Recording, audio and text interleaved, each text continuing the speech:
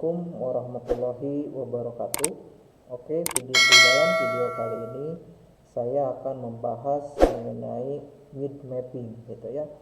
Nah, tujuannya untuk apa? Salah satunya adalah sebagai media pembelajaran para siswa kelas 10 ya di mata pelajaran simulasi dan komunikasi digital gitu ya. Nah, pada bagian bab 2 ini kita akan disuguhkan atau disajikan mengenai pembelajaran mind mapping gitu ya. Nah, di sini saya sudah buat presentasi ya untuk membahas mengenai mind mapping ini. Nah, oke, judul yang kita buat yaitu membuat mind mapping gitu ya. Nah, pada alur pembelajaran kali ini ya, pada bagian materi pembelajaran kita akan disuguhkan mengenal mind mapping, kemudian apa itu definisi mind mapping dan bagaimana cara membuat mind mapping dan kelebihan dan kekurangan mind mapping itu sendiri. Nah, mengenal mind mapping. Mind mapping disebut juga peta minda ya. Minda berarti sistem kognitif seseorang. Dengan kata lain, mind mapping berkaitan dengan berpikir seseorang. Kemudian definisi mind mapping ya. Peta minda dan mind mapping bisa dikatakan sebagai dua hal yang sama. Keduanya pertama kali dikemukakan oleh Tony Buzan, seorang psikolog Inggris. Mind mapping dan peta minda sama-sama berkaitan dengan pikiran.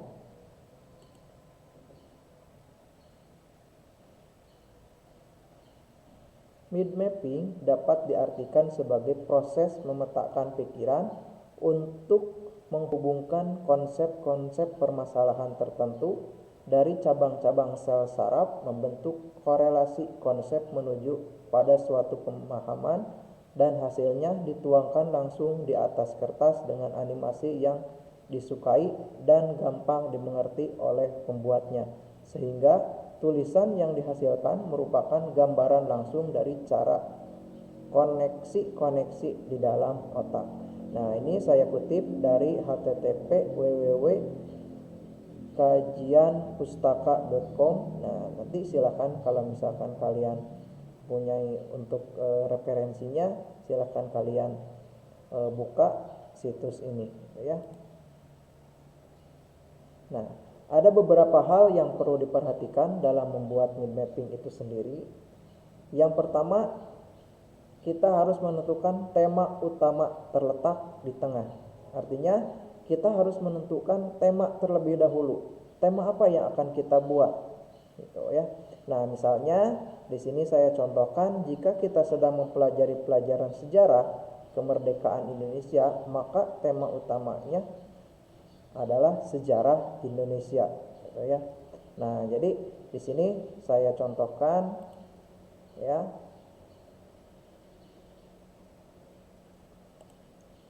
Temanya misalkan sejarah Indonesia gitu ya.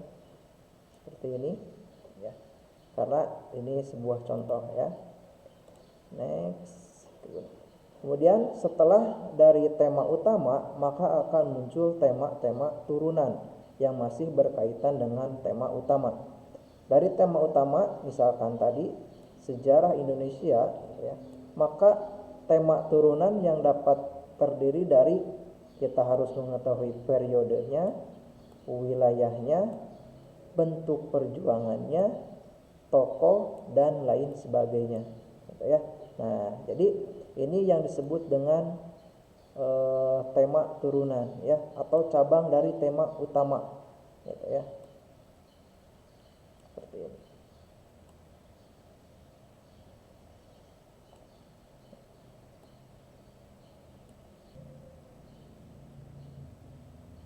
Nah, yang berikutnya yaitu cari hubungan antara setiap tema dan tandai dengan garis, warna atau simbol gitu ya.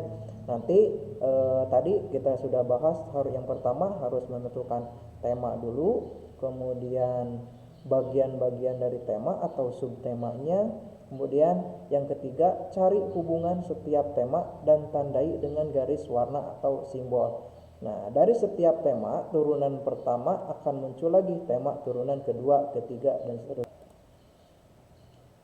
Oke, pada bagian D kita menggunakan huruf besar. Nah, tuliskan poin-poin penting dalam huruf besar karena akan memudahkan diingat jika dibandingkan dengan huruf kecil gitu ya. Nanti jadi setiap misalkan ketika kita membuat sebuah mind map gitu ya, dari tema utama, kemudian tema turunan, kemudian dari tema turunan tersebut memunculkan tema-tema yang lainnya dan diusahakan menggunakan huruf besar gitu ya, supaya kita memudahkan mengingat poin-poin yang akan kita bahas. Nah, kemudian yang bagian berikutnya membuat peta pikiran di kertas polos dan hilangkan proses edit ya. Ide dari peta pikiran adalah agar kita berpikir kreatif, sebaiknya menggunakan kertas polos dan jangan mudah tergoda untuk memodifikasi peta pikiran pada tahap awal ya. Nah, pada kesempatan kali ini saya tidak akan membuat peta minda melalui kertas polos, tapi akan saya buat melalui aplikasi yang disebut dengan mind mapping gitu ya.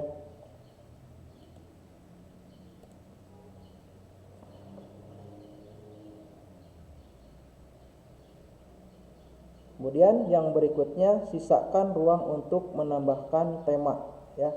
Selama beberapa waktu biasanya terjadi penambahan tema. Untuk itu silakan agar dapat ditambahkan tema jika ada penambahan. Jadi ketika kita misalkan membuat tema itu harus ruangnya lebar gitu ya, nanti karena akan ada pembahasan yang berikutnya. Nah, di sini saya sudah buat contoh mind mapping gitu ya. Di sini saya mengambil contoh sejarah komputer. Nah, dari ide sejarah tema utama ini maka akan muncul tema turunan gitu ya. Nah, di sini saya menentukan tema turunannya adalah generasi, tujuan, perkembangan, ciri-ciri. Nah, dari sub tema utama ini maka akan muncul sub yang berikutnya, kedua, ketiga, dan seterusnya. Contohnya dari perkembangan ada tahun, ada tokoh, ada nama. Dari ciri-ciri misalkan ada transistor, ada chip, ada ukuran. Dari generasi ada pertama, kedua, ketiga, dan selanjutnya. Dan ada tujuan. Nah, tujuan dari sejarah komputer ini apakah misalkan dari bidang bisnis, alat bantu hitung, sensus penduduk, dan lain sebagainya ya. Nah, mudah-mudahan pada kesempatan ini kalian bisa paham mengenai mind mapping, dan nanti saya akan berikan contoh bagaimana cara membuat mind mapping. Nah, saya sudah berada di aplikasinya, yaitu aplikasi Mind Mapper ya, versi 17 Pro ini ya. Nah, silahkan kalau misalkan kalian mau mencoba, silahkan kalian cari di internet dengan keyword Mind Mapper 17 Pro ya. Nah, tadi saya sudah gambarkan mengenai mind map yang sudah saya buat mengenai sejarah komputer. Seperti ini yang tadi ya. Seperti ini. Nah, cara pembuatannya adalah sebagai berikut. Pertama, ketika kita di layar utama ya atau di lembar kerja kita akan disuguhkan kotak kecil seperti ini ya, title. Kita tinggal masukkan tema utama kita. Misalkan di sini sejarah komputer. Nah, dari sejarah komputer ini maka akan muncul tema turunannya atau menu pembahasannya ya. Yang pertama misalkan generasi ya. kita bisa mengklik di sini ada new topic gitu ya. Nah, di sini kita klik new topic. Nah, di sini akan muncul warna hijau. Nah, garis ini pasti akan berbeda-beda ya, karena tadi pada saat kita membahas harus menggunakan warna yang bervariasi untuk memudahkan kita mengingat topik-topik atau bahasan-bahasan yang akan kita buat. Misalkan di sini kita tentukan generasi. Kemudian kita buat lagi, klik lagi ya yang di sejarah komputernya, kemudian klik tambahkan lagi. Kemudian yang selanjutnya adalah perkembangan.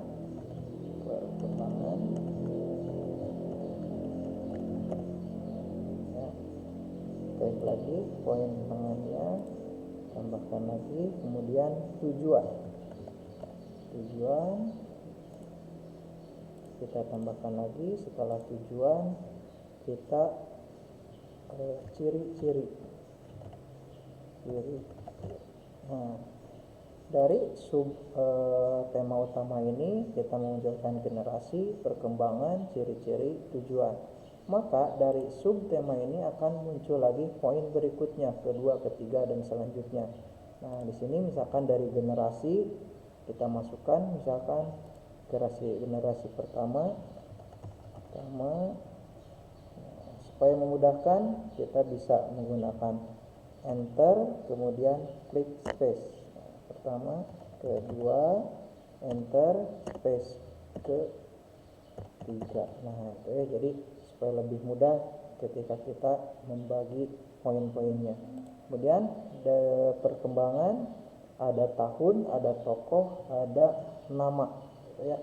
Nah, kita tambahkan poinnya, ada tahun, enter, spasi, tokoh, kemudian ada nama, ya.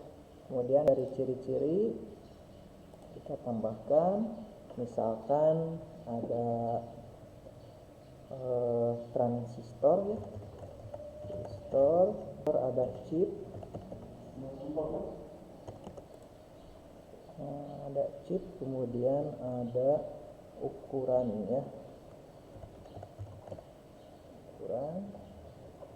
kemudian dari tujuannya kita ada bisnis, kemudian ada alat bantu hitung, kemudian ada sensus. Nah, itu ya. Nah, contoh pembuatannya seperti ini ya. Nah, temanya misalkan atau desainnya, kalau misalkan mau diganti silahkan tinggal pilih yang ada di menu desain, kemudian identitasnya mau seperti apa tinggal pilih, kemudian untuk presentasi kita bisa buat untuk presentasi juga ya. Nah, seperti ini ya. Kalau misalkan kita mau menggunakan gambar gitu ya, atau menggunakan clip art, nah bisa dipilih di sini ya, di pinggirnya. Misalkan saya contohkan membuat apa ya, nah, misalkan gambar bola ini, tinggal klik saja seperti ini ya. Nah, itu saja ya untuk penjelasan mengenai pembuatan mid mapping menggunakan aplikasi Midmapper ini ya. Oke, mudah-mudahan penjelasannya cukup jelas. Terima kasih. Wassalamualaikum warahmatullahi wabarakatuh.